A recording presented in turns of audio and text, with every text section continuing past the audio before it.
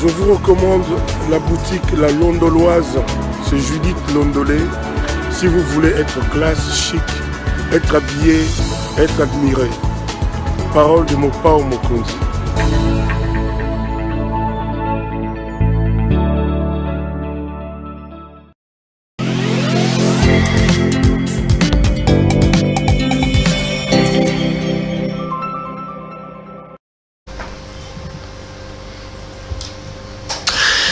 Kinshasa, capitale de la République démocratique du Congo, où nous émettons, nous, CPL Télévision. Madame, messieurs, bonjour et bienvenue à ce nouveau numéro de l'émission Contre nous soit dit, ce magazine d'analyse d'actualité politique, sociale, économique et même juridique qu'on a lancé ici. Des questions importantes retenant l'actualité sont mises sur la table et on en parle. Qu'est-ce qui se passe exactement au sein du PPRD? Le parti de Kabila est-il en train de tanguer après l'échec des élections présidentielles? Didier Manara a été renvoyé de ce poste. On fait un focus sur les activités au sein du PPRD. On revient également sur la question majeure d'actualité politique de l'heure, le discours de M. Tshisekedi, président de la République. On en parle encore, les pour, les contre, les avis sont extrêmement partagés. D'autres questions importantes et d'actualité seront également abordées. Un invité m'accompagne sur ce plateau, un visage que vous avez l'habitude de voir sur nos antennes, c'est M. India Omari. Monsieur Omari, bonsoir. Bonsoir, Père Odovar. Merci d'avoir accepté notre invitation. Tu te portes bien, ça va? Maintenant, effectivement, j'étais secoué un peu. Parce qu'à un moment donné, on a dit que vous étiez malade, on a vu que vous avez disparu des radars. Exactement. C'était quoi, le corona? Il y a aussi des gens qui disent que vous avez été empoisonné. Pourquoi les hommes politiques, c'est toujours le poison? C'est toujours... c'est pas tout ça. Hein? J'ai pas besoin de... Je ne demande pas que vous mettiez sur la table votre certificat de santé. Donc, mais bon, vous êtes un homme public, on a quand même intérêt à savoir comment vous allez. Ben, écoutez, les gens m'aiment beaucoup. Hein? Et de temps en temps, si j'ai disparu, ils veulent savoir je suis où et surtout... ils ont toujours besoin de nos échanges. Hein, et il y a d'autres qui me disent d'aller à l'émission de Perrault, parce que Perrault, c'est un bon journaliste. Il sait très bien poser des questions. Bon, merci. De toutes les façons, merci pour... donc, la santé, ça va? Oui. D'accord. J'étais souffrant, j'étais grippé. Voilà, et j'étais aussi, en fait, j'avais la malaria, et maintenant ça va. Je ne serai pas seul sur ce plateau. Prenez de temps en temps désormais l'habitude de me voir accompagné avec ma collègue et consoeur, Madame Nyota, bonjour. Bonjour Pérou. Merci d'avoir accepté d'être là. C'est donc avec vous qu'on va co-présenter cette émission-là pour discuter avec India. India, vous êtes cadre du PPRD. Comment se porte le parti de Joseph Kabila? J'ai toujours douté que le PPRD soit le parti de Kabila parce que je n'ai jamais vu Kabila s'afficher en PPRD. Il a eu 2 cycles électoraux, il n'était pas candidat PPRD, il était candidat indépendant. Vous avez bombardé Kabila président, je ne l'ai jamais vu en t-shirt PPRD, je ne l'ai jamais vu dans des réunions PPRD, mais vous dites que c'est son parti. Comment se porte le PPRD là? Non, le PPRD se porte à merveille. Écoutez, Kabila est là, il est très requinqué, il est chez lui. Et vous avez besoin de savoir si ce n'est pas son parti. Non, je t'ai dit que c'est son parti. Et vous ne l'avez jamais vu avec des polos PPRD? Non, mais rappelez-vous. Sinon, vous allez me dire un jour que non, mais Kamere n'a jamais porté les polos de PPRD. S'il faut revenir un peu en arrière, voir les images de 2006, Kabila était en tenue PPRD quand il faisait sa campagne. En 2006, Kabila était candidat indépendant. Il n'était pas candidat PPRD. Non, je n'ai pas dit candidat PPRD. Tu as parlé, la discussion portait sur les ports des insignes du PPRD. Et en 2006, Kabila n'était pas président du PPRD parce que c'est après la réforme de vos statuts que vous avez fait de lui président, même si bon, on ne l'a pas vu venir comme président accepter la nomination ou la désignation comme président du parti. Bon, au fait, je me mets à l'écart de votre polémique. Non, c'est pas de polémique, je pose des questions, monsieur. Mais non, mais statutairement, Kabila est président du PPRD. Je pose cette question-là parce que, bon, on a l'impression que Kabila est de moins en moins en politique. Il ne parle pas politique, il est taiseux, il est silencieux, d'ailleurs c'est sa nature. Le PPRD, quand même, c'est secoué par les vents. Hein. On a vu ici des jeunes de votre parti, notamment Jimmy Ngalassi et les autres, appelés au départ de M. Chadari. Vous n'avez pas répondu. Et à l'heure actuelle, il y a un cadre, non pas les moindres, M. Didier Manara, qui a été exclu. Je l'ai suivi hier dire qu'il n'a jamais été notifié. Manara a déposé les noms des candidats PPRD ou FCC au bureau de la CENI. Vous dites que c'est une forfaiture. Vous ne pouvez pas, vous n'acceptez pas ça? Bon, écoutez, je ne comprends pas. Quand on s'adhère dans un parti politique, on vient volontairement. Et quand on veut partir, on part volontairement. Manara Didi Alinga. Il faut connaître son parcours. Il faut connaître, il est venu avec qui au PPRD. Allez-y, dites-le nous. Oui. Manara Didi Alinga, c'est un médecin. Didier Manara. Oui. Médecin des zones. Dans celui-là, à Kipaka. C'est un médecin des zones. Pas même médecin chef des zones. Et finalement, par la magie de la politique, il a été parrainé par son oncle, qui s'appelle Kikaya Bin Karoubi, qui a fait de lui gouverneur de la province. Il a quitté du village juste dans une province qui était une sous-région à l'époque. Et finalement, il est arrivé député national 3 fois. Il a commencé à faire des projections comme politique. Depuis un certain moment, il a semblé comprendre que sa base commençait à se rétracter. Il n'avait plus confiance vis-à-vis de sa base. Il a fallu trouver une autre occasion pour aller terminer sa carrière quelque part. Ah, c'est la fin de sa carrière, vous voulez dire? Oui. Vous parlez quand même du président du groupe parlementaire PPRD à l'Assemblée nationale. Hein? Mais il a été élu par les députés. Tout comme il a... Avec la bénédiction de l'autorité morale. On ne devient pas président du groupe parlementaire PPRD si Kabila ne donne pas son quitus. C'est de cet homme-là que vous parlez avec autant de déconsidération. Moi, je suis surpris. Mais je suis en train de vous dire, c'est avec beaucoup de respect que je suis en train de m'adresser pour vous dire des choses comme ça. C'est un grand frère que j'ai beaucoup de respect, que je les salue en passant. C'est ça la politique. Il doit accepter, il y a une forfaiture. Les règlements d'intérieur l'a sanctionné du parti, conformément aux faits. Il a profité, comme président du groupe parlementaire, il a compris la logique que c'est difficile en 2023 d'être élu. Il faut trouver une occasion. Un refuge, c'était la CENI. Cette manœuvre n'a pas commencé aujourd'hui, c'est commencé avec la confection de la loi sur la CENI. Il a été. D'ailleurs, je vais te dire stratégiquement, nous, on n'avait pas besoin d'aller comme vice-président. Nous, on avait besoin d'aller comme rapporteur. Mais lui, dans ses calculs, il a profité autre chose. Et nous étions derrière lui. Le travail a été fait depuis le mois de mai. On était derrière. Notre viseur était derrière lui. On voyait tout ce qu'il était en train de faire. Lui ne savait pas qu'il était contrôlé, mais il était pris en charge. Il a entretenu de bonnes relations avec les citoyens. Et nous étions derrière. Et jusqu'à tel point que la situation s'est avérée, la situation s'est empirée.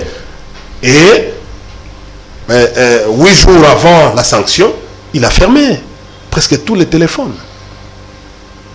Et nous avons recouru. Pourquoi? Parce que vous savez, un parti politique, c'est une asbelle. C'est un fait privé. Et ce qui couvre les statuts, c'est le règlement intérieur. Mais le règlement intérieur a fait son travail après avoir questionné l'individu qui est Manara. Et le bureau politique, qui est l'organe de conception, de délibération et de décision, a pris l'option de l'éradier au parti. Je sais. Est-ce que dans le fond, Manara n'a-t-il pas raison? Est-ce que vous n'êtes pas en train de rêver? Je l'ai suivi dire qu'à l'heure où nous sommes, il est hors des questions de bloquer la machine. Si nous devons avoir les élections en 2023, il faut qu'on y aille. Le PPRD n'a pas de voix aujourd'hui. Le FCC, on ne sait pas. Est-ce que vous n'êtes pas en train de demander une chose et son contraire? Ce n'est pas de la clairvoyance de la part de Didier Manara que de donner une chance à la République en allant à la Commission électorale nationale indépendante pour nous donner l'opportunité et la possibilité d'avoir les élections en 2023. Je crois que non, ce n'est pas ça la démarche de Manara. La démarche de Manara est individuelle. Il a dit. Attendez. C'est tout simplement de la clairvoyance. C'est pour sauver la République. Non. On ne peut pas bloquer la République. On ne peut pas céder aux caprices du PPRD en laissant ces postes-là vides. Je peux vous répondre. Allez-y, vous avez la parole. Nous sommes dans une démarche collective. Pas seulement PPRD, mais toute l'opposition, y compris les grandes confessions religieuses. C'est une démarche collective. Donc, à cette époque-là, il semblait nous dire qu'il était aujourd'hui dans cette démarche. Vous savez, quand vous êtes dans un groupe, vous souscrivez dans un groupe, vous perdez une partie de votre légitimité. Vous avez accepté d'être conduit par les règles du jeu du groupe. C'est ça la liberté. C'est-à-dire un libertinage est conditionné à une liberté. Mais vous aviez, dans cette liberté dont vous faites partie, c'est-à-dire une légitimité, en fait, vous n'allez pas aller en dehors parce que vous êtes dans un groupe. Lui est allé dans un schéma, dans une démarche pour mettre en difficulté tout un groupe. Et voilà, la sanction est arrivée. Aujourd'hui, vous êtes sans ignorer que l'Église catholique qui a été reçue par le président de la République, ça c'est pour votre gouvernance, avait déposé un mémo. Si vous voulez que, comme nous Kinois nous disons, n'a pas anteke. Mais dans ce mémo, il y avait un certain nombre de propositions que l'Église catholique a soumises au président de la République. Avec un délai d'1 mois. Ça, je vous l'ai dit, il n'y a personne qui a déjà dit dans. Je vous l'ai dit, les délais que l'Église catholique avait donné au président de la République, c'est d'1 mois. C'est-à-dire, en dehors, si le président ne répond pas dans 1 mois, l'Église catholique serait dans l'obligation de mettre à la disposition de l'opinion publique nationale et internationale les momos. Donc le mémo c'était quoi? Revenir sur c'est-à-dire les mémos, c'est d'abord le consensus doit être, parce qu'une question électorale, c'est une question éminemment politique. Et une question éminemment politique nous recommande un consensus. Aujourd'hui, s'il faut suivre, revenir un peu en arrière, l'ancien directeur de cabinet d'Etienne Tshisekedi, Albert Moleka. Oui, avait dit Wanzambi, même si on priait avec lui ici à Saint-Michel, mais il était IDPS. Il était chef de la fédération IDPS Afrique du Sud. Nous qui les connaissons, nous savons. Mais on ne doute pas de son ingéniosité, mais nous doutons de sa moralité pour des raisons d'ordre, des raisons partisanes. Et c'est comme ça que le doute est dans l'ensemble de notre population. Nous ne voulons pas de ces messieurs-là. Nous savons qu'aujourd'hui, regardez avec tout ce que nous sommes en train de vivre, le président Tshilombo n'est plus dans les chemins du développement de la République démocratique du Congo. Il est allé... Mais attendez, nous sommes allés. Il est dans les chemins des élections. Mais comme il a abandonné tout, au détriment, il a abandonné tout pour les élections, mais nous devons être sérieux par rapport à cette question. Parce que c'est une question éminemment politique. Et nous ne voulons pas, notre problème, nous ne voulons pas la tricherie. Mais qu'à cela ne tienne, nous rentrons. Nous n'allons pas accepter qu'aujourd'hui, Didi Manara Alinga, qui était président du groupe parlementaire, se désolidarise du groupe pour aller dans un chemin personnel pour ses ambitions à lui. Voilà pourquoi, au fait, nous, au niveau du bureau politique et Conseil national, vous l'avez radié. Nous l'avons radié conformément au statut et au règlement. Allez, on va avancer. Au même moment, il a perdu. Tu sais que non, le PPD est un parti locomotive. Si vous terminez, vous êtes radié au PPRD, automatiquement vous perdez votre poste de coordonnateur du FCC. Est-ce comme ça? Aujourd'hui, on sait que vous avez le monde Zekouya à ce poste-là. Pardon. C'est François Zekouya qui, aujourd'hui, il va aller là-bas en qualité de qui? C'est un défaut de qualité. La loi est claire. Le règlement intérieur de l'Assemblée nationale est clair.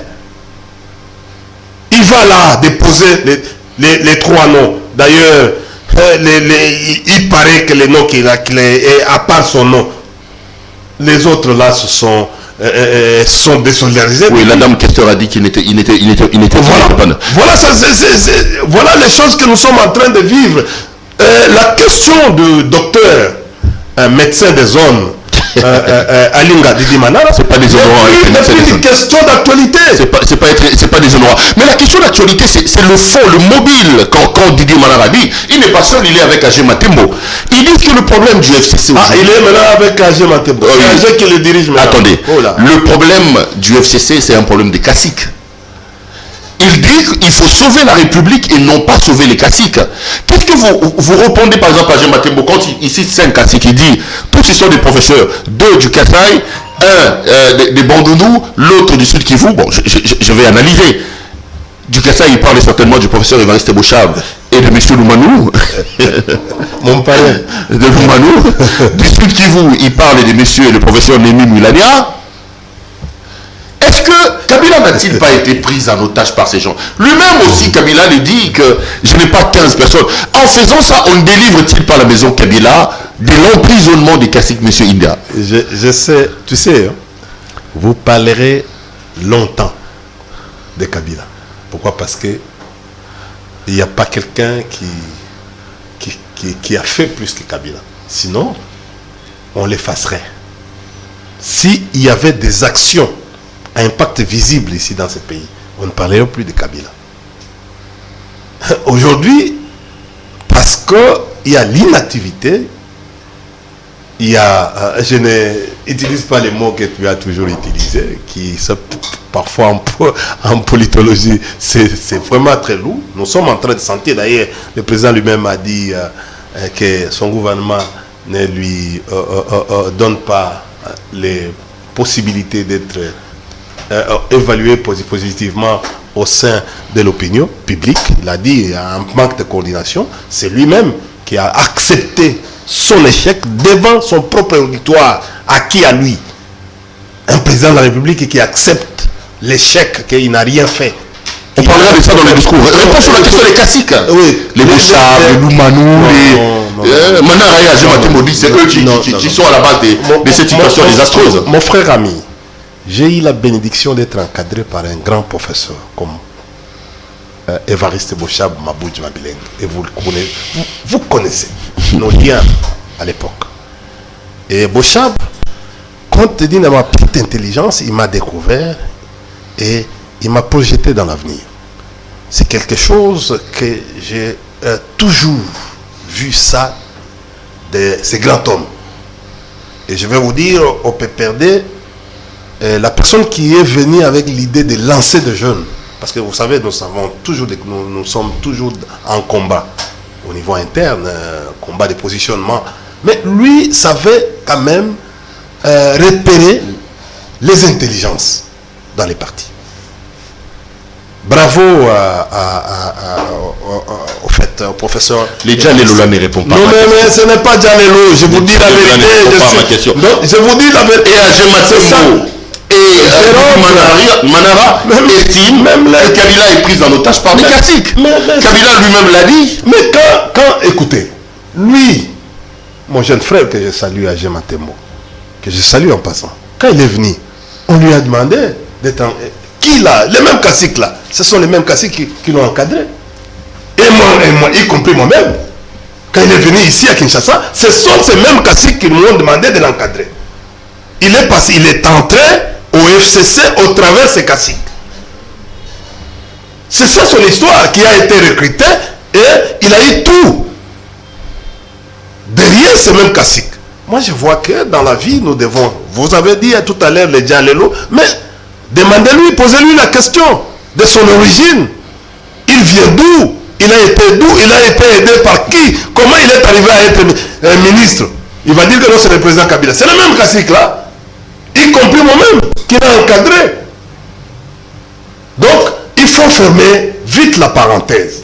Aujourd'hui, je ne vois pas mon jeune frère, Matembo, prendre un discours du genre pour s'attaquer au fait.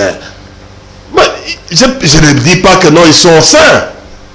Je ne dis pas que tous les gens que vous avez cités sont non. Mais je dis ceci que non, je trouve que non, je ne peux pas aller dans ce genre de discussion. Un peu. On va voir en 2023. Allez, on va voir en 2023. Madame, monsieur, vous suivez l'émission Contre nous, soit dit notre invité de ce jour, c'est monsieur India. On va ouvrir le chapitre du discours du président de la République. Et Madame Nota, monsieur India est en face de nous. Dossier, discours du président de la République.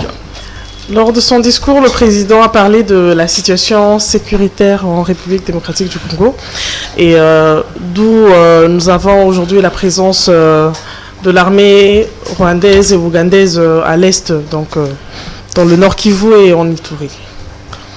Merci madame.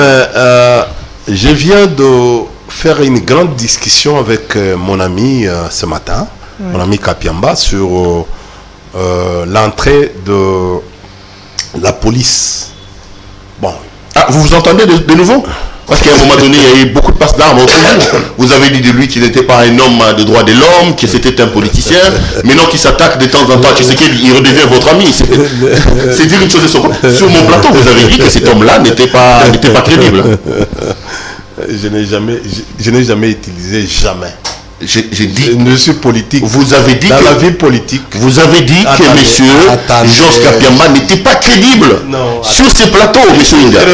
Non, je pose une question, vous allez répondre à sa question. Je suis un peu surpris que vous évoquiez aujourd'hui Georges Kapiamba. La vie politique, elle est parsemée de beaucoup de choses. Il y a des embûches, il y a aussi les réparations.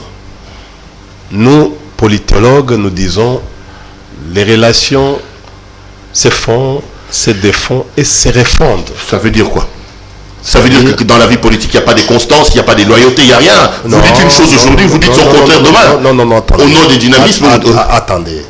Attendez. La constance, vous l'utilisez très mal dans la vie politique. La constance, c'est une valeur humaine. Au fait, il ne faut pas considérer la constance à une discussion que vous êtes en train de faire. Je n'ai jamais refusé ou contredire ce que j'ai dit.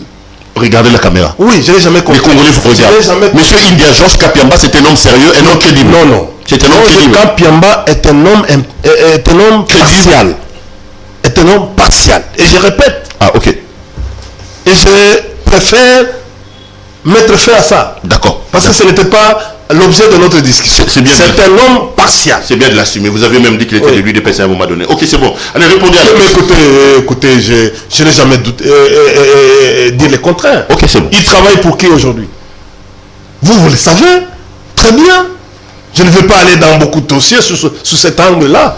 Je disais que j'étais en train de parler aujourd'hui, j'étais en train de parler avec lui sur la police rwandaise. Parce qu'il est sur les émissions. Il m'a appelé uniquement pour me dire à un certain moment, je lui ai dit que la police qui va venir, qui va entrer dans notre pays, elle ne sera pas une police.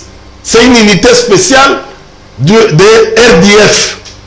Donc de l'armée rwandaise qui sera déguisée en police.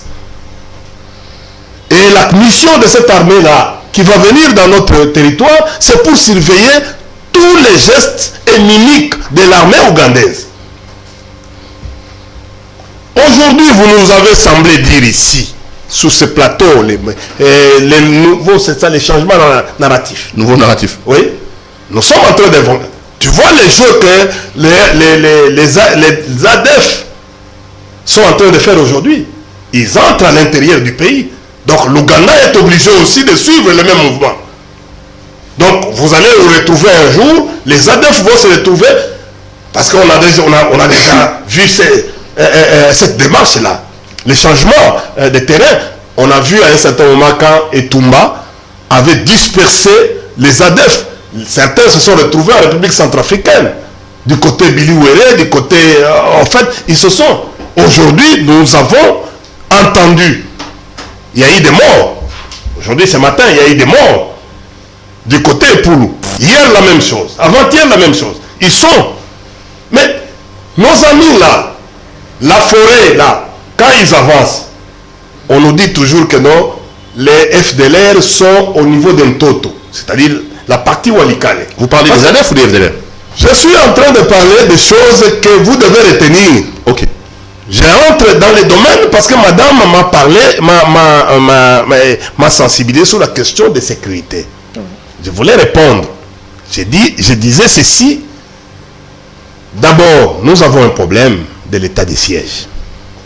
Pour revenir en arrière, jusqu'à aujourd'hui, il n'y a pas une loi d'encadrement.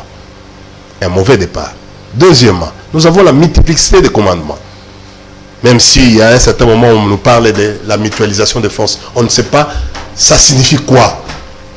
La partie Est aujourd'hui a 16 États, c'est-à-dire 16 forces, 16 États.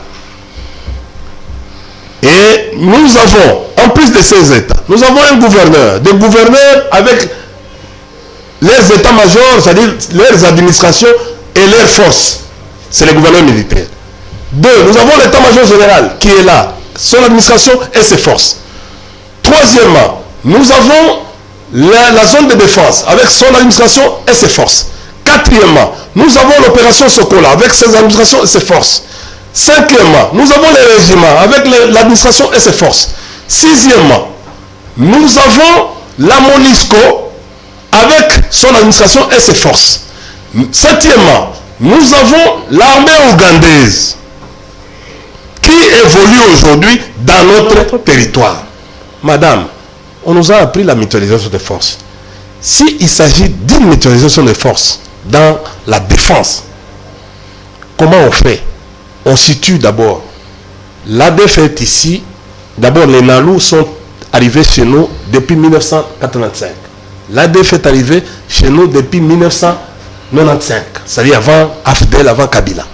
Ils sont là. Ils sont implantés dans cette partie-là et ils exploitent de l'or, ils exploitent des diamants, ils exploitent les bois, ils tuent les pachydermes que vous appelez les éléphants pour vendre les ivoires. C'est pour cela que non, les nilotiques sont dans cette partie-là où aujourd'hui ça devient une partie ou un espace propice pour le terrorisme. Il faut comprendre la guerre. Il faut que nous ayons le même entendement pour comprendre ce qui se passe là-bas. Regardez cette multiplication de toutes ces forces-là. Mais on nous dit aujourd'hui, qu'est-ce qu'on nous dit? Qu'est-ce qu'on nous demande? On demande de nous mutualiser.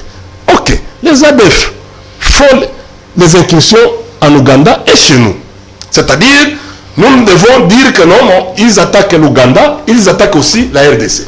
Pourquoi nos troupes congolaises ne sont pas en Ouganda actuellement? Parce que nous partageons la même forêt. En principe, on devait avoir aussi soit un bataillon, soit une compagnie, soit une brigade du côté de la RDC. Du côté de l'Ouganda. Du côté de l'Ouganda. Mais il n'y a que les Ougandais ici. On ne contrôle rien. Vous savez, comme toute guerre est économique, vous connaissez ça, toute guerre est économique. Je viens de vous dire les matières premières là, on ne saura pas contrôler les matières premières qui vont quitter la RDC pour aller au Rwanda. Et de deux, c'est une zone où il y a extrêmement le trafic d'armes. Parce que l'Ouganda est fabricateur des armes. Aujourd'hui en Afrique centrale, c'est le pays qui fabrique les armes. On ne saura pas, comme nous ne sommes pas en Ouganda, on ne saura pas Combien de quantités d'armes, de matériel, ce qu'on appelle matériel de lancement, qui entrent dans notre territoire. Donc vous êtes contre la présence de l'armée ougandaise sur notre sol. Vous dites que ça n'apporte rien. Mais ça n'apporte rien. Museveni lui-même, il a parlé de sida politique. Que ça va, cette entrée-là va affaiblir notre armée. Et nous venons de le voir. Non, mais notre président nous a dit lors de son attendez. Je vais arriver là. C'est pour cela que non. Nous avons compris, à travers le discours de Museveni, qui parle du sida politique, nous avons compris, le président de la République, M. Tshilombo, a voulu amadouer l'armée ougandaise par rapport à notre armée, à son discours du 13, du 13 décembre. C'est-à-dire que non, regardez madame, quand vous allez dans l'histoire des relations internationales, il faut vous interroger. Toutes les interventions des armées extérieures, commencées par Afghanistan, Irak, Syrie, je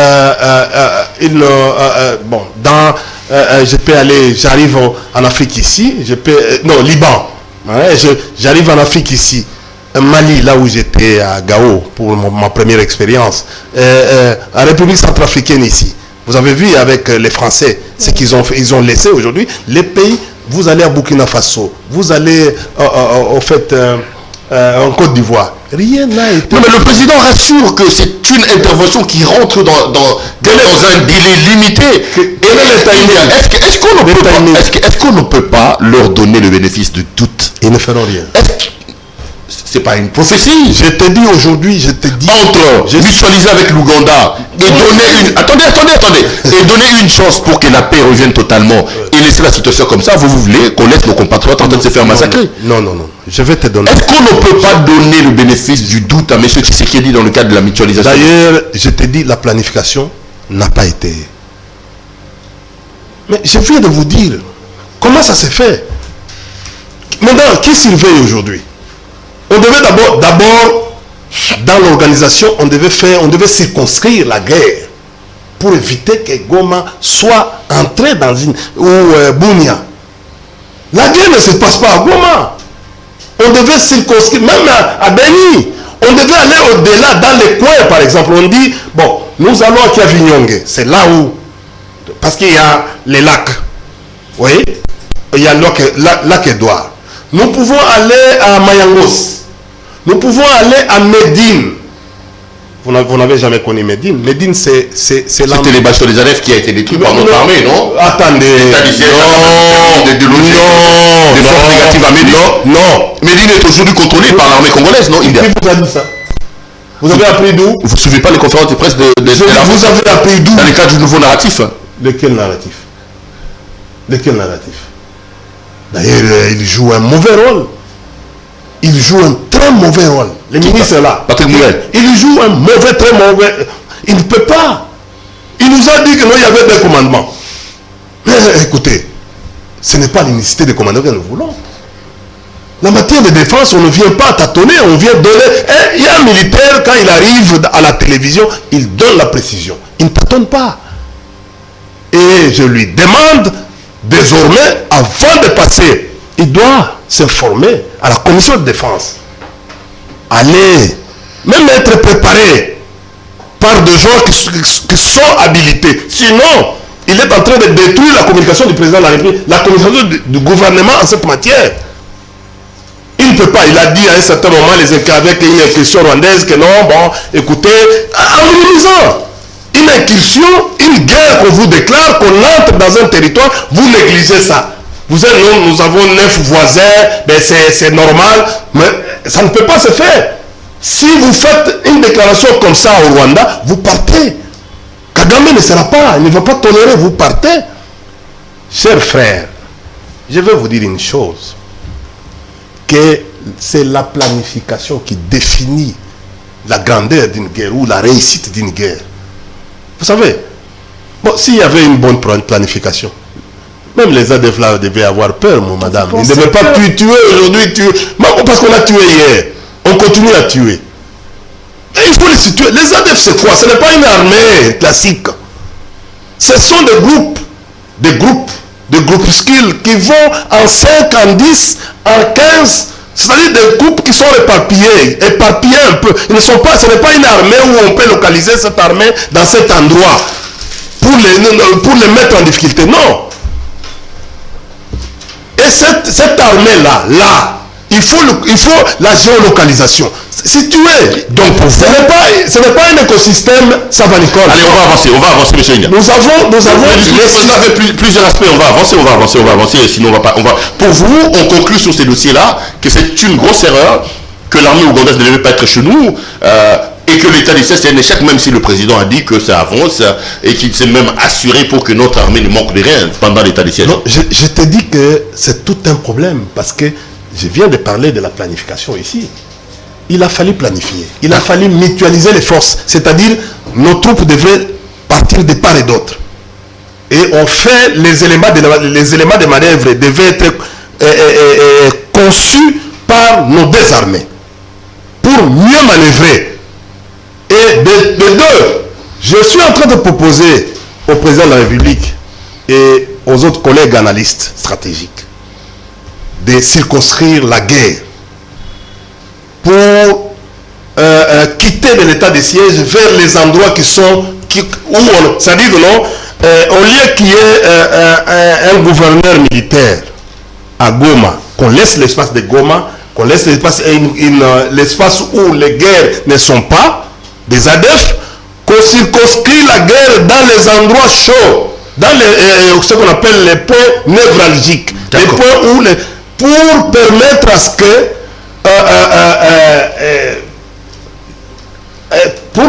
ce que exemple de Goma, un gouverneur qui opère, il est gouverneur militaire, qui opère dans la partie Mariangos, par exemple. Ok, c'est bon. Allez, très loin de Goma. On va avancer. Moi, je suis quand même surpris que vous soyez contre l'arrivée de l'Ouganda quand on sait que vous êtes un kabiliste et qu'à son temps, Kabila aussi avait fait entrer l'armée rwandaise ici chez nous. On continue. Répondre à cette question. Attendez. Oui. Mobutu a géré ce pays sur cette question-là. Il a donné du travail aux Ougandais, aux Rwandais, aux Burundais. Rappelez-vous des contentieux de la SNEL. Rappelez-vous de l'entreprise qu'on appelle la sécurité de Kiliba. Les Rwandais étaient entrés ici sur Kabila. Rappelez-vous la SNCZ. L'armée rwandaise était chez nous, India. L'armée rwandaise était chez nous. Donc, je vous dis, quand vous parlez, mettez un peu des gants parce qu'il n'y a pas d'élection à recevoir de vous. Vous qui avez aussi à un moment donné ouvert nos frontières pour que l'armée rwandaise rentre chez nous. Nous avons fait une expérience dans le cadre des contrats, des accords simplifiés. Et tout ça, aujourd'hui, nous avons raison. Alors taisez-vous, laissez Tshisekedi avec les Ougandais. Attendez.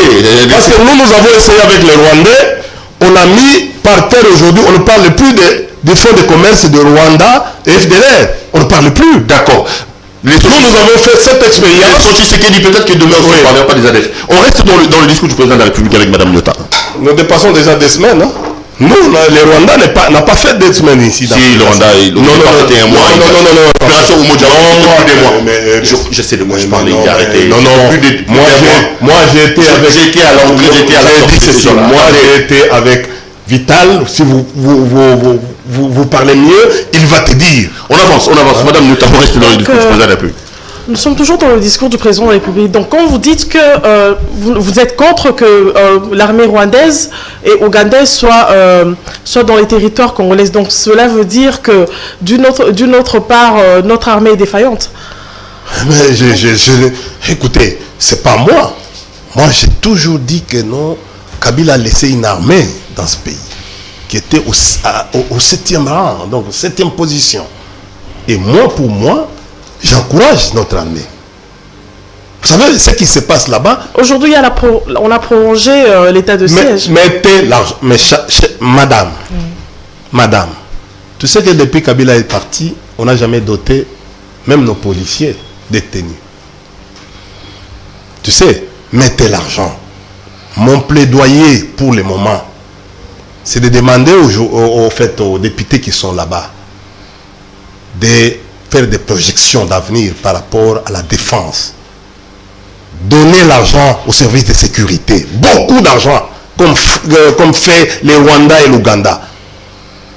Mettez l'argent à la disposition de l'armée. Vous allez voir ce qui va se passer. Il y a un autre aspect du discours. Oui, ça vous intéresse. L'opposition a des interventions. Ne nous amènera pas à sauver ce pays. Allez, tournons la page de ces chapitres-là pour parler d'autres aspects. C'est les moyens. Monsieur India, je sais que vous êtes internationaliste et que les questions internationales vous intéressent. Le président de la République, parlant de ses voyages, il a dit que c'est des voyages qui payent parce qu'il a réussi à ramener plus de 4 milliards de dollars américains au Congo. Et il a également dit que le Congo qui vivait en autarcie, aujourd'hui, avec sa diplomatie agissante, a retrouvé sa place et sur orbite internationale. Est-ce que vous ne voyez pas qu'au soir de sa vie, Kabila, que vous soutenez aujourd'hui, nous avez amené dans une situation d'autarcie et que le voyage du président ont permis aujourd'hui au Congo d'être sur orbite sur le plan international? Je suis en train d'apprendre un cours que je n'ai pas appris à l'université. J'apprends un cours que les voyages rapportent en relations internationales, quand on ne construit pas la diplomatie. Le problème, c'est ça. Est-ce que les amis qui sont à la présidence là, ils lisent un peu les axes de la politique étrangère de notre pays? Nous sommes ici en matière du droit international public. Nous sommes aussi en matière de la coopération internationale. Nous sommes aussi en matière de la politique étrangère. Je vais aller sur l'axe de la politique étrangère. Parce que c'est un axe qui prépare. C'est lui qui prépare. C'est le ministre des Affaires étrangères qui prépare. Même les voyages du président de la République. Même les valises. Mais, chers frères, la diplomatie se construit au travers de son administration. Ce n'est pas au travers des voyages. Parce que il y a les aides-mémoires. C'est pourquoi on m'en appelle les représentations diplomatiques. Dis-moi, quelles sont les représentations diplomatiques aujourd'hui qui s'organisent, qui ont pris de l'ascenseur? D'abord les bâtiments, comment ils fonctionnent, comment ils sont payés, comment ils se déploient. Ceux qui sont par exemple dans l'espionnage, comment ils se déploient pour avoir l'information de nous envoyer des renseignements dans notre pays. Et c'est ça. On ne construit pas une diplomatie en voyageant. On construit une diplomatie au travers les canaux diplomatiques, qui sont les représentations diplomatiques que vous appelez abusivement les ambassades, où vous allez retrouver ça dans les livres, la Bible des relations internationales, à part la charte des Nations Unies. Il y a la Convention de Vienne sur les relations diplomatiques de 1961. Et vous retrouverez encore cette leçon que je suis en train de... dans la Convention consulaire, Convention de Vienne sur les relations consulaires de 1963. Dès que vous avez les deux Bibles, vous pouvez vous enrichir. On ne construit pas une diplomatie comme ça, comme vous dites, dont on a amené l'argent, mais vous avez amené cet argent-là, ou des dettes. Mais c'est retracé où? À quel niveau? Et quel est l'impact? Parce que la diplomatie, quel est le travail de la diplomatie? Accompagne le développement. On fait la diplomatie, on accompagne un développement au travers de la diplomatie. Et c'est la diplomatie qui fait l'impact.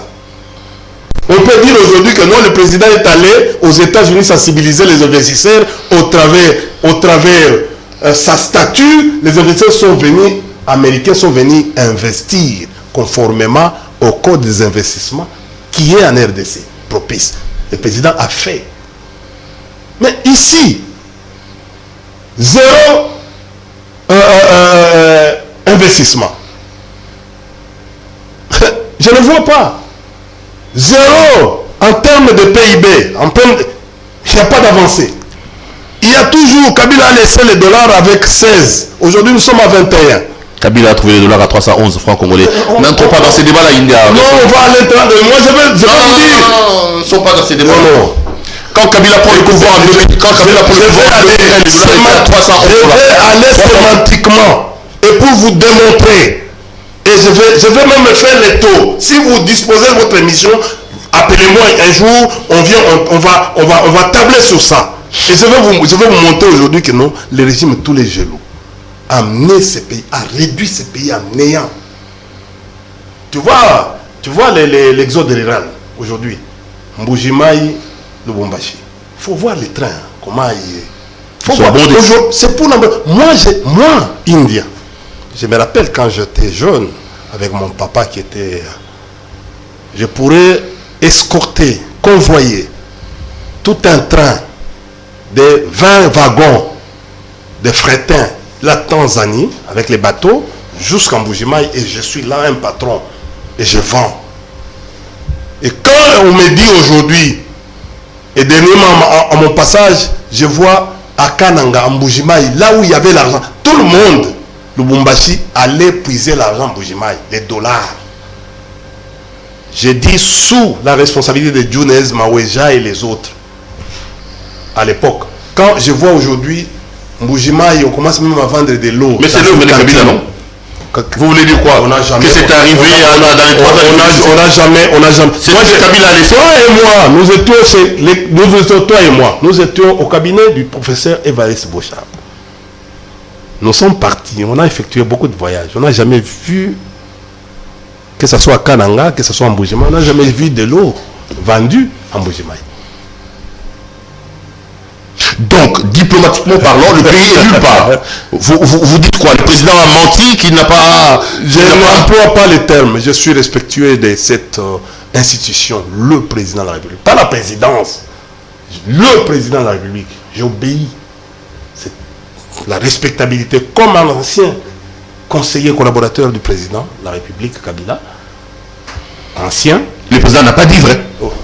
Non, mais j'ai dit, les problèmes c'est quand le président évoque en diplomatie l'Asie mineure, une direction archaïque. Or, le monde aujourd'hui a changé de la configuration. Je me dis, il y a un problème. J'ai compris pourquoi le conseiller diplomatique est juriste. J'ai compris. Finalement, l'idée m'est venue. J'ai dit, qui est conseiller diplomatique? Je me suis rendu compte, en fouillant, je me suis rendu qu'il est un juriste. L'Asie mineure n'existe plus. Hein. C'est le Proche-Orient maintenant. Mais je dis,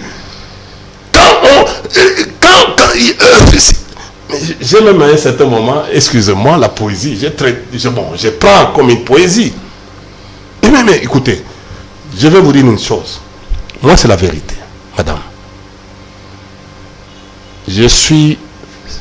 La diplomatie, c'est aussi un autre diplôme que j'ai eu à l'université. Et là, je ne blague pas. Et quand je regarde la façon dont les choses sont en train de se passer aujourd'hui, j'ai dit, je vous donne un cas. Parce que le président, dans son discours, que moi je considère un discours très faible, un discours plein de comme d'habitude, des promesses. Moi, j'ai dit, analytiquement, un discours très faible, un discours d'aveu d'échec. C'est lui-même qui dit, écoutez, j'ai échoué, mais aujourd'hui, il faut poser la question à la population. Heureusement, ce n'est pas Kabila qui bloque, ce n'est pas les FCC qui bloquent, ce n'est pas Katumbi qui bloque. C'est le gouvernement. Il y a dit que le gouvernement ne travaille pas. Qui ne travaille pas. Alors, si le gouvernement qui conduit l'action de l'exécutif ne travaille pas, par ricochet, rentrons à la formule de Macron. Macron vient de dire, je m'assume. Tu as suivi moi j'ai aimé un président de la République a dit, ce n'est pas eux, c'est moi, c'est ça la sincérité. En principe, il devait dire que non, la conduite du gouvernement, elle est mauvaise. Parce qu'aujourd'hui, vous savez, quand vous posez les questions aux ministres, ils vous disent que non, la communication du président de la République prend beaucoup de temps par rapport à aux discussions d'ordre thématique. Il n'y a plus de thématique. Allons sur l'aspect forêt, parce que c'est en termes de diplomatie. Nous demandons quoi? Nous sommes un pays solution. J'ai appris ce langage-là, un langage qui n'est pas, comme moi je suis environnementaliste, ce n'est pas un langage qu'il faut utiliser actuellement. Vous savez, d'abord faussement, les Blancs ils avaient une guerre avec les musées, parce qu'ils ne voulaient pas donner beaucoup d'argent à l'époque là, quand nous avons commencé les négociations. Excusez, ne nous éparpillons pas, Non, on est déjà à la 45e minute, il nous reste 5 minutes seulement. 2 minutes. Il nous parle aujourd'hui, les Blancs est malin, il nous parle aujourd'hui des bassins du Congo, à la place de dire bassin du fleuve Congo. Ils ont escamoté fleuve. pour que nous ne soyons pas les leaders dans la classification. Aujourd'hui, parce qu'il y a un problème de leadership au niveau des plaidoyers de notre forêt. Un faible leadership qui pose problème. L'Afrique du Sud, avec une forêt plantée, certifiée, vient d'avoir des milliards. Mais nous avons une forêt dense. Nous avons un bassin hydrologique. Ce que vous appelez là, bassin du Congo, c'est d'abord les écosystèmes qu'on a considérés. Mais si le ministre qui est arrivé, ma soeur, devait appeler, notre problème c'est quoi? C'est de certifier. Les jours où on va certifier notre forêt en termes de giganton, vous aurez l'argent. Et à ce moment-là, on peut vous appeler pays en voie d'être solution. Mais pour le moment, vous n'avez aucun projet bancable. Aucun. On va là-bas sans cahier de charge. On va négocier. On amène les autorités, les premiers ministres, les présidents. Vous n'aurez rien. Ce n'est pas la parole. Pour les Blancs prennent en considération quelqu'un quand il est intelligent. Moi, je me rappelle, DG de l'ICCN. Je voyage avec mon ministre. On arrive aux États-Unis ou en Italie. La limousine est confiée à moi. Parce que j'étais technicien. J'arrive à un certain moment, j'ai eu peur. Je voulais céder cette voiture au ministre Ndundu. Le protocole dit non.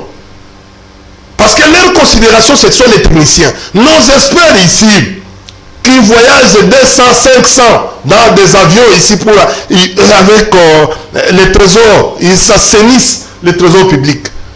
Ils nous coûtent cher. Il faut revoir. Il faut planifier. Un ministre des Finances qui va négocier pour une histoire de forêt sans éléments. Vous pensez que non, il va obtenir ce que la RDC veut? On va finir. Il ne maîtrise rien. On vient de dépasser la 55 minutes. Laisse-moi vous faire réagir. Pourquoi j'ai l'habitude de vous tutoyer? Mais évidemment, on se voit, on est amis. Après, ici, on a l'habitude de se rencontrer. J'espère que nos téléspectateurs ne me prendront pas. Je voulais que vous réagissiez en une minute, avant qu'on prenne un peu la guerre, parce que je l'ai annoncé dans le thème de cette émission au niveau du Sénat, quand le président parle de la lutte contre la corruption, surtout qu'il y a l'affaire Congo-Alda, puis il cite notamment Alinguete Juil, il parle de la APLC, autorité, la commission qu'il a lancée pour lutter contre la corruption. Aujourd'hui, quand même dans le pays, que l'on soit mandataire, que l'on soit ministre, que l'on soit qui que ce soit, on commence à avoir peur du gendarme. Même pour ça, vous n'êtes pas prêt à jeter des fleurs à M. Tshisekedi par rapport à la lutte contre la corruption là? Non. La seule innovation que j'ai vue au président de la République, c'est les télé-souffleurs. Les prompteurs? Oui, que nous appelons en communication télé-prompteurs. Donc les dispositifs que moi j'ai utilisés en 2008 à la conférence des forêts, conférence mondiale des forêts. Je l'ai utilisé en 2008. Il y a monsieur le gouverneur ici qui était au Kassai ici. Maweja a aussi utilisé ça dernièrement. C'était il y a de cela une année. Maweja? Oui. Le rédempteur, il a utilisé. J'ai une vidéo. Et c'est le seul, j'ai vu que non, cette pratique-là, beaucoup ne connaissaient pas. Ça a quand même attiré l'attention de beaucoup. La lutte contre la corruption aussi, là où il y a à voir, à Alinguete, le travail qu'il fait. Je suis content du président de la République parce que j'ai trouvé que non, il a suivi mon émission, ma dernière prestation. Quand j'ai dit qu'il faut vite mettre en place, les magistrats sont déjà à la Cour des comptes, il faut vite mettre en place pour une patrouille financière, une vraie patrouille financière. Et il a répété presque les mêmes mots que j'ai utilisés l'autre fois. Bravo au président de la République. Il écoute et il a repris, il a compris que non, il y a trop de brouhaha autour, trop de toïboï autour de la question. Regardez, il n'y a que le Henri Magie qui sont restés, qui ont déjà purgé pratiquement la peine, mais Henri Magie est resté, il continue encore à... Est-ce que le président de la République ne peut pas regarder ces cas d'Henri Magie, de Jacques Ndala, Milingagno, tout ça, le président de la République? Vous êtes papa. Et ils n'ont pas volé. Et c'est la vérité seulement qui les amène à ça. Vous êtes papa. J'ai vu à un certain moment à l'époque de Kabila. Kabila n'a pas mis les gens en prison, qu'il injure. Tout le monde a insulté Kabila.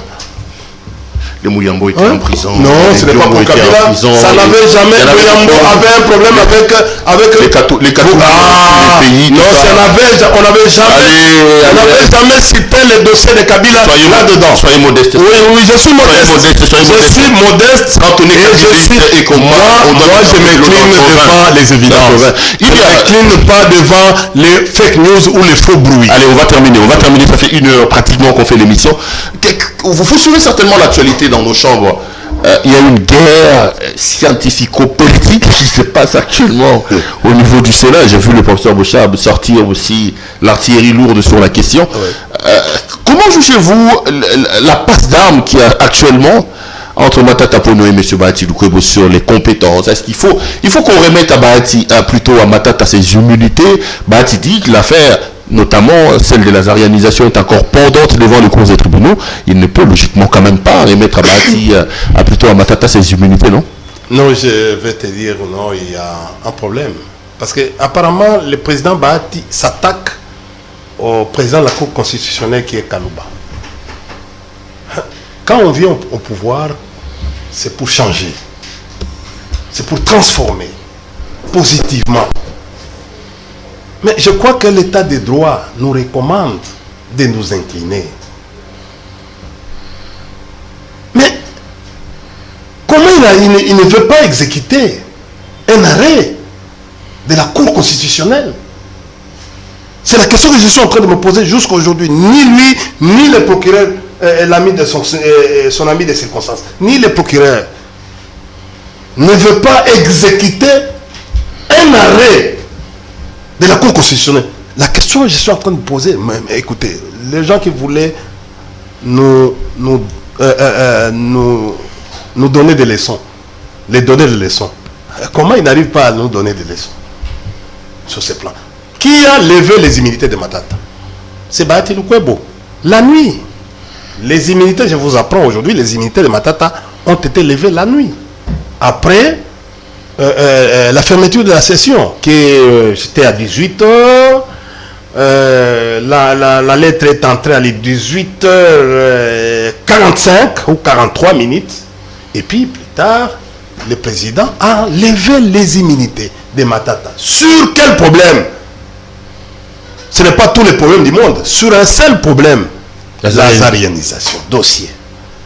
Mais dans les parallélismes des formes, nous sommes tous administratifs. Même si vous n'avez pas fait cette faculté. Moi j'ai fait les sciences sociales, politiques et administratives.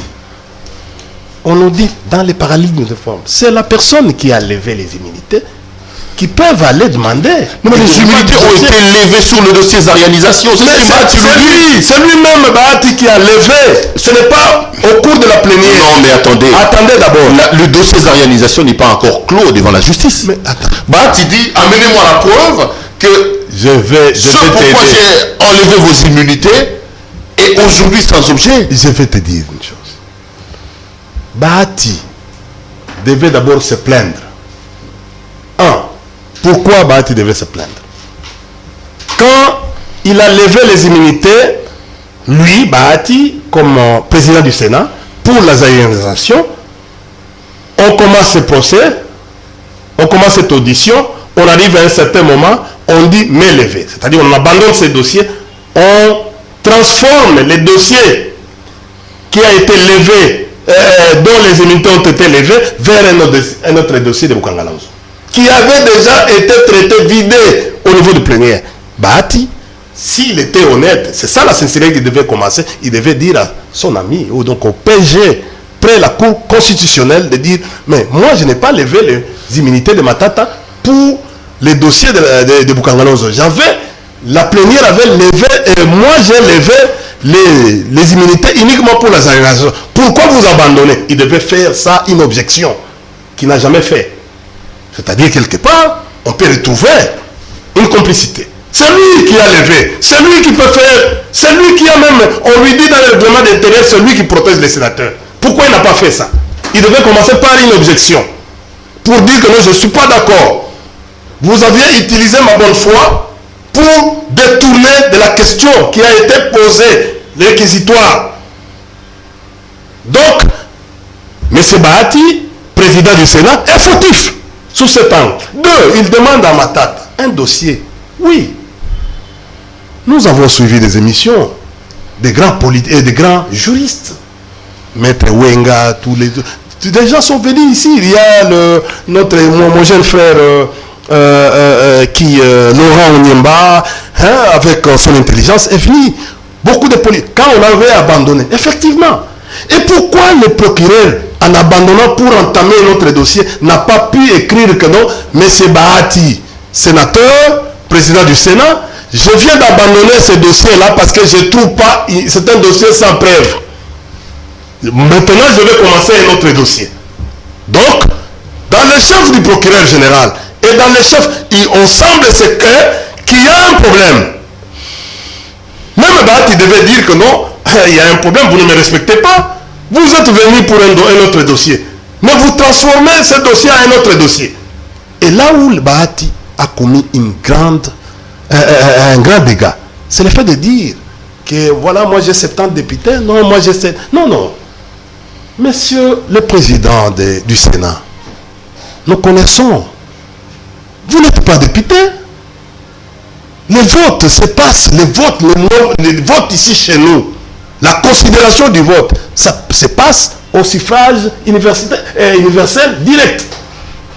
Matata est député, Matata est sénateur, mais vous n'êtes pas député, mais vous êtes sénateur. Donc il y a envié. Mais ce Bahati n'a pas été élu comme député national. Vous connaissez ça, vous connaissez l'histoire de Bukavu. Mais Matata est incontournable aujourd'hui. Le problème, c'est quoi? C'est le problème de l'arrivée des caméras qui vient de changer la configuration au niveau du site Kivu. Parce que le leadership aujourd'hui du site Kivu est dans les mains de Vital Kamerhe. Voilà pourquoi l'essentiel de sa sortie. Il est sorti pourquoi? Il est sorti pourquoi? Il y a deux choses. D'après mes analyses, il est sorti pourquoi? Un, c'est peut-être pour diminuer la tension au niveau du dégât du dossier Bakonga, parce que c'est un dossier qui a fait tellement de tollé au niveau de la presse. Bon, Bakonga, parmi la liste, était le numéro 1 au niveau de la cassation. Quand on a signé cette ordonnance, effectivement, on devait, en principe, par la subtilité, Madame la ministre de la Justice devait fermer les yeux. Parce qu'on peut dire des imperfections qui se passent au niveau du cabinet du président de la République.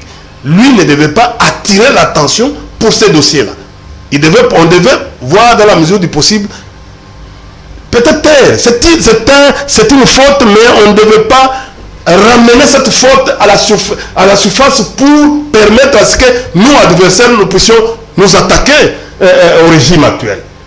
Il a fallu, et vous avez vu, juste après Bakonga, les gens ont commencé à comparer Bakonga à Kamerhe. Non, Kamerhe, tout ça, sérieux, innocent. Pourquoi on a fait tout ça par rapport à ça? Mais on a fait sortir Kamerhe pour cette raison. Deuxièmement, nous sommes en train d'aller dans un schéma où il faut apaiser. Et le président, même si vous l'avez suivi, avec les allures, parce que nous allons, le 2022 ici, c'est l'année de grève de grogne sociale. Parce que se supposer que rien ne va, il y aura grogne sociale, il y a des grèves de professeurs, grève des médecins, grève des infirmiers, grève de... Vous allez voir, c'est ça dans la projection. Il y aura beaucoup de grèves. Alors, il a fallu trouver un joker qui va faire un travail dans la projection avec cette histoire parce qu'il y a des... Vous savez, on impose Kadima Wanzambi. On impose. Il y aura un certain moment où ils vont claquer. Parce que nous avons des mécanismes qu'on va mettre en 2022 qui vont faire à ce que les choses, les engrenages là, vont arriver à se rétracter. Allez. Et il faut trouver quelqu'un qui peut jouer un peu. Voilà. C'est comme ça qu'il est sorti. Il est là. Allez, madame, messieurs, cette émission est terminée. Ça fait quoi? Plus d'une heure qu'on est en train de la tourner. Je rappelle que ce soir, notre invité, c'était monsieur India Omari. Monsieur India, grand merci. Hein? Merci d'être venu nous voir. Merci aussi. Bien habillé comme d'habitude. Merci beaucoup. Je n'étais pas seul à la présentation de cette émission. Madame Nyota, merci également à vous. Merci à vous de nous avoir suivis. Mais elle est, une minute, hein? Elle est extrêmement intelligente. Ah bon? Oui. C'est pas facile qu'un journaliste s'intéresse à la question sécuritaire. Ok. C'est une question de défi, c'est une question de complexité. Merci beaucoup, India Omari. Allez, les amis, retrouvons-nous demain pour un autre numéro de cette émission. Bonsoir chez vous.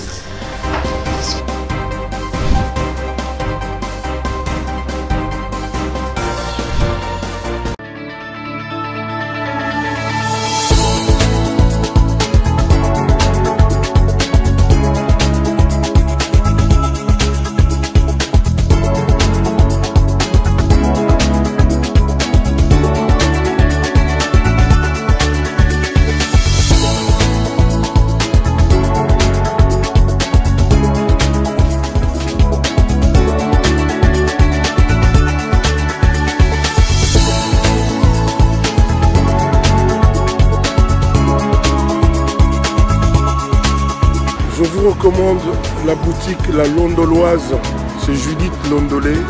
Si vous voulez être classe, chic, être habillé, être admiré. Parole de Mopao Mokonzi.